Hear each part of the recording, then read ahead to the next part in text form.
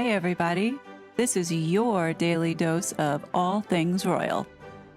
Welcome back, my gorgeous, good looking friends.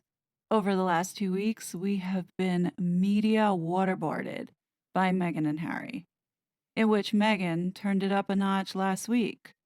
A lot of us noticed the recycling of stories and distraction away from stories that should really be the focus. Is this all WME strategy? Nope, I don't think so. Let's keep in mind that WME is about packaging Meghan Markle. So, whether it be bringing opportunities to her, getting the right people involved, connecting people here and there in order to make stuff happen for her, they are not the actual PR engine that is running with all of this. Yes, they are an integral part of how her brand is going to move forward, but the actual engine and arm of who is executing on these PR puff pieces, I believe that there's a separate team doing that. I suspect that this recent barrage of media by Harry and Meghan is the last push by Meghan's legal team to change the narrative, or at least the perception of Meghan, away from being this malicious person who would go as far as to attack her disabled sister. And if we really look at what these articles are saying, it is clear that all of this is one big distraction.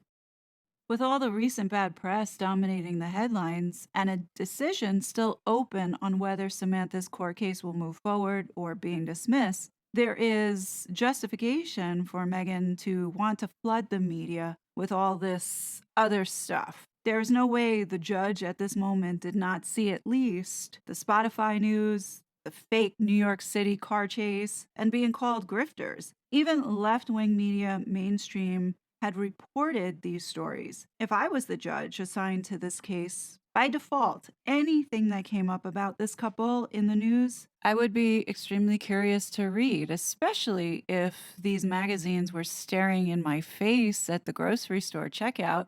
This is all part of Meghan's strategy to get inside the judge's head. Let me show you how all of this is positioned in this week's spread in Us Weekly. Just so everybody knows, this is one of the top tabloid magazines that's published here in the US. It's Us Weekly, and then you have People Magazine. Is it a coincidence that both these magazines had cover spreads of this couple?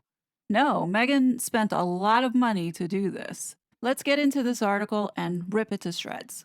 So here we go, United Front, it's us against the world. And you'll notice with this strategy, they use the same images. So we have Meghan and Harry at Invictus, and then in the People magazine spread this week, it's the same awful look. If you notice, they keep using this event with them holding hands and leaning on each other because the most recent photographs do not show any type of warmth or any type of hand holding. So we're going to see a lot more of these photos from last year's Invictus with this hand-holding and needy look that Meghan has. I don't know how else to describe it except for it being very needy. But this is a similar theme in Us Weekly. The article begins. Prince Harry and Meghan Markle were perfectly in sync as they left the Santa Barbara office building together on July 2nd.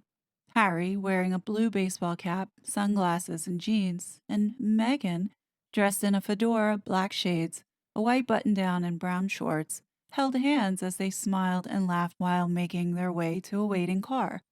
The surprisingly cheerful outing came just 2 weeks after it was revealed that Harry and Meghan's multi-million-dollar Spotify deal had come to an end. The career blow was one of a few the couple has withstood in recent months.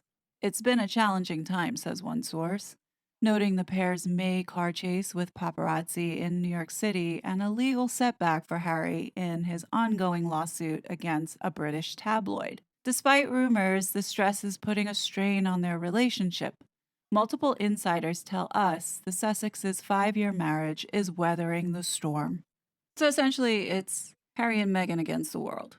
Rough patch. Harry, 38, and Meghan, 42, had big plans when they left their royal duties behind in 2020 and relocated from the UK to California. Let me pause here for a second. Do you guys notice that Meghan and Harry are just Meghan and Harry now? They're not using the titles. What do you guys think about that? Personally, I think it's Meghan trying to shed the Duchess of Sussex because she's made such a mockery of it, and the US is not taking it and seeing it as anything special. Also, if she does down the road decide to run for a political office, I think it's a way of conditioning the public now to just see her as Meghan. And at the same time, she's taken away the prince's title because you know her. She's petty like that. So if Meghan, the former actress from Suits, is going to downgrade, she's going to downgrade Harry as well. But the parents to Archie and Lilibet haven't quite taken Hollywood by storm. While Harry's January memoir Spare became a bestseller, their well-received December 2022 Netflix docuseries Harry and Meghan failed to garner an Emmy nomination, and Meghan's Archetypes podcast was notably short-lived. According to the first source, continued public criticism has been the hardest pill to swallow. They were accused of exaggerating their May car chase, and when the Spotify announcement was made in June, Bill Simmons, the company's head of podcast innovation and monetization, called the couple grifters. Soon after, United Talent Agency CEO Jeremy Zimmer said in an interview that Meghan was not a great audio talent or necessarily any kind of talent, notes the first source. Harry and Meghan can't keep track of the negative things people say about them. It's relentless. You notice what they did here? They want people to feel sorry for Meghan and Harry for being picked on. It's relentless. We have Big Honcho at Spotify attacking us. We have Big Honcho at UTA attacking us. It's almost like coming from the angle like, what did we do to deserve this treatment? We had a successful book drop called Spare, and then we had also a successful Netflix mockuseries. Notice how in none of these so-called successes, they addressed talking about the reason why people were watching it. And that was because they had been attacking their own family. But no, we're going to quietly leave that piece out. But according to this source, they're doing the very best to rise above it. If rising above it means going on this media blitz, I don't think it's helping. So apparently they're stronger together. So despite the scrutiny, they've managed not to turn on each other. Well, I think that's a lie. So much of Harry and Meghan's time together has felt like overcoming strife from all sides, says the second source. So let me guess. First source is Meghan Markle, second source, Prince Harry. They just do it together. They rely on each other for strength and always have.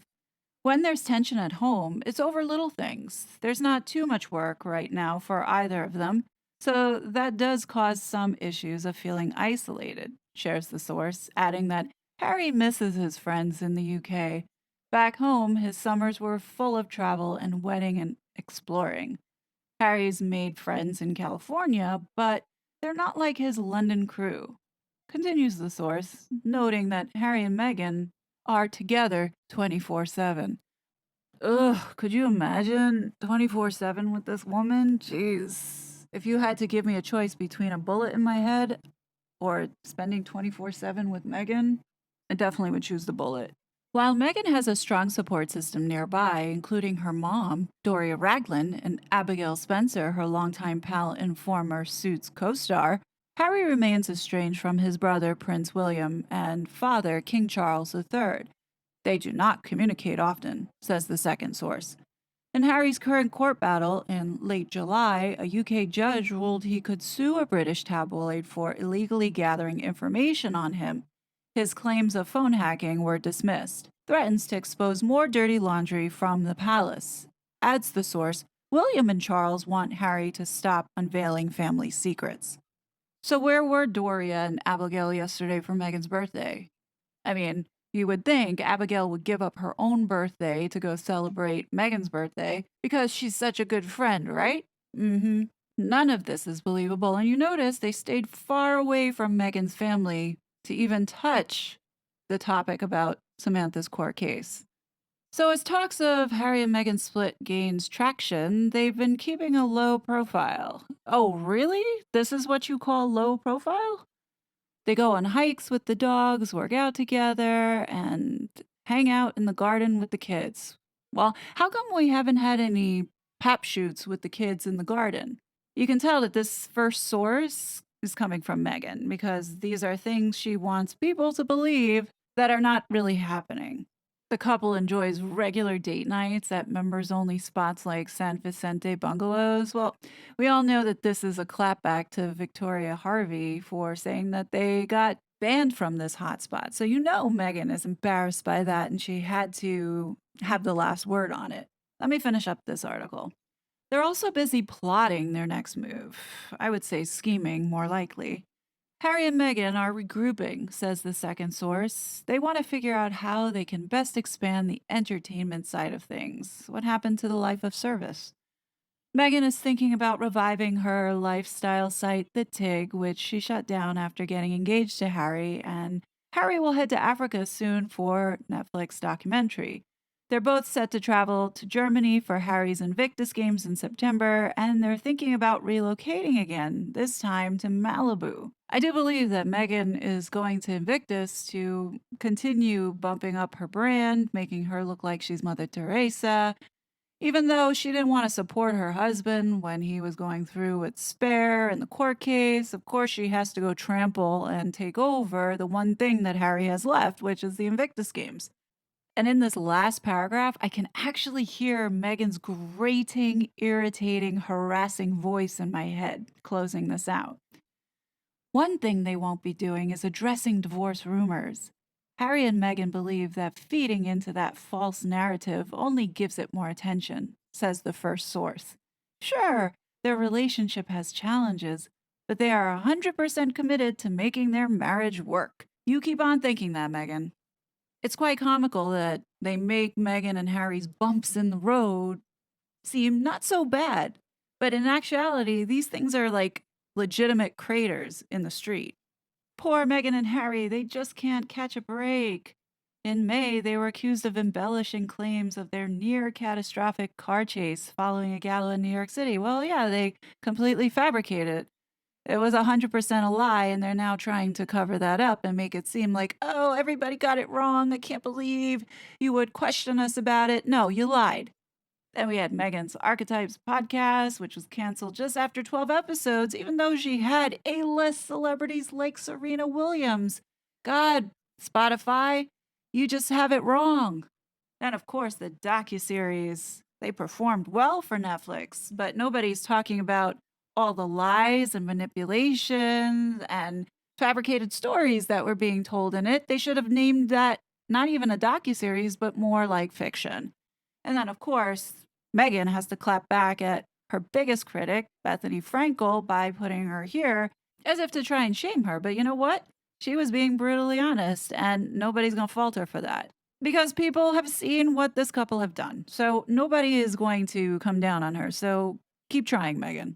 And what's sad is that they can't even mix up the language here. So in the people spread that was done, you can totally tell that this was a campaign at weeding out all the bad things that they have done and spinning a positive light on their progress thus year to date. I'm not going to read this out because it's the same garbage. However, I would like to highlight a few points here in this article that has been raised. You know, Meghan's ego was bruised pretty badly when her work ethic or lack of work ethic was involved here, as well as how she treated her staff and people leaving on her left and right.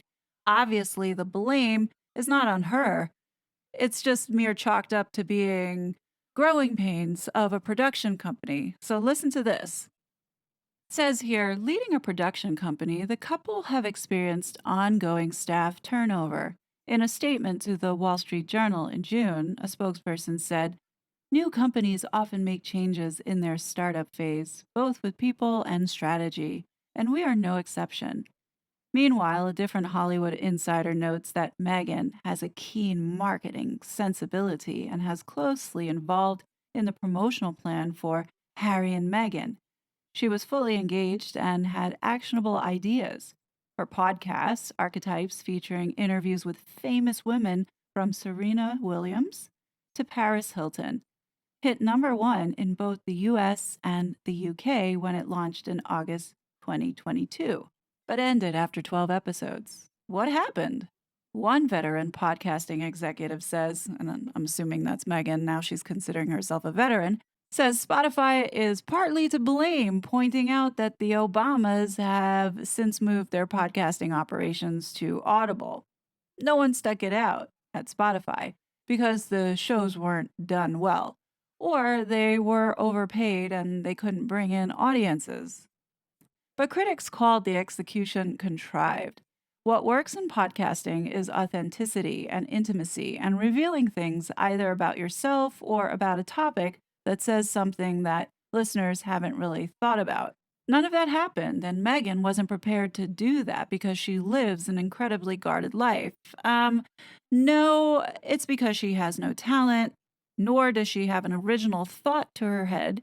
In addition, Spotify gave them all the resources that they possibly could need. So, this excuse, of course, most likely came from you know who. Let's not forget that Megan is also a so called executive producer. So, yeah, does this fit that the source was an executive here? Yeah, I think so. Now, this excuse is quite rich.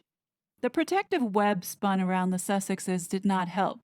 Things moved very slowly on both ends, says a source close to the Archetypes production. It was rare to have a direct conversation with them, so everything had to flow through a million middle persons. Like they're talking like as if Archwell has like 1,000 employees and you have to cut through all the red tape. This is like so ridiculous. The best crock of shite in this article, out of the entire thing, is this part. The Archetypes production source says the couple were not set up for success. They were given no formal lay of the land to kick things off, so they were already on unsteady footing even before the ink was dry. Oh, come on. Like, you can't make this up. You really can't make this up. Ah, it's quite sad that Megsy's team had to go through this lengths. I'm assuming that all these articles that came out last week, as well as these spreads, were Megsy's birthday gift to herself. What a waste of money. What a waste of money. Nobody believes any of this garbage, and quite frankly, makes her look really sad and pathetic. Also, the fact that they were purposely excluding all the bad behavior, the Oprah Winfrey, the lies, the lies and spare, as well as the delusion that we have seen over the last 5 years, in addition to attacking the queen, attacking the royal family, also attacking people online with their coordinated Sussex Squad hate campaigns, and then also her father. At the end of the day, these two have no relationship with their families. And the question is, why is that? It's because of the bad behavior that these publications refuse to talk about. Why? Because this is all propaganda designed to manipulate and sway the public opinion. We need to keep talking about this stuff. We need to keep at the forefront that this woman has done so much damage. And now they don't want to talk about the negativity. No, no, no, no. We're going to be talking about it every step of the way because you cannot be poisoning the public with lies, as they are doing clearly, and positioning narratives that are simply just false. Lies upon lies. None of the bad behavior, if you notice, really has been mentioned throughout these puff pieces that have been coming out. And they definitely don't mention anything about this court case that Meghan has coming up. Of course, they talk about Harry's court cases and they talk about Harry's family and the problems that he's been having, but there has been zero on Meghan and her family. If you want to shine a spotlight, this is where we need to shine it because it's a clear omission, which makes it stand out that much more. And I'm sure the judge is going to be able to see through this. At least I hope so. I would love to see Samantha hit back and come out talking about the bullying that she received and comment on Meghan and Harry's discussion with the youth about cleaning up the internet and preventing cyberbullying. She, of all people, had the worst harassment, and that was all targeted by her own sister. And to close this video off on a powerful note, here is a quote from a friend of the late Queen, in which they said, "The couple should have held their peace in the last months of the Queen's life when it was clear the Queen was dying and was in great physical pain. Instead, they produced this unending stream of incredibly hurtful films and interviews attacking her life's work. For Harry to announce he was writing a memoir when his grandmother was not just recently widowed, but actually dying herself, as he must have known as she was, well, the cruelty of it takes the breath away. You know, if I was a lawyer representing Sam and this case moves to trial, this hands down would make it into my opening statement. What do you guys think? Definitely leave your comments below, as I'm interested in seeing what you have to say on this one. But anyhow, I will be back with more content. But until then, please be safe, and I'll talk to you later. Bye. I was such a fraud.